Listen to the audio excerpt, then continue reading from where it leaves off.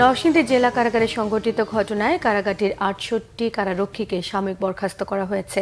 জেলার অতিরিক্ত জেলা ম্যাজিস্ট্রেট তাজওয়ার আকরাম সাকাফি ইবনে সাজ্জাদ সাংবাদিকদের দুপুরে তথ্য জানান। এর আগে ২৩ জুলাই নরসিংদী জেলা কারাগারের জেল সুপার আব্দুল কালাম আজাদ এবং জেলার কামরুল ইসলামকে সাময়িক বরখাস্ত করা হয়।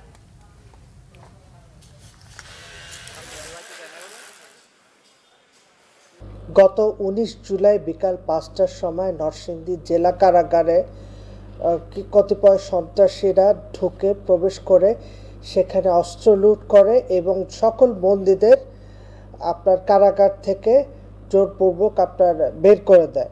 এই ঘটনায় মোট ৬৮ জন কারারক্ষীকে সাময়িক বরখাস্ত করা হয়েছে বলে আমরা জানতে পেরেছি।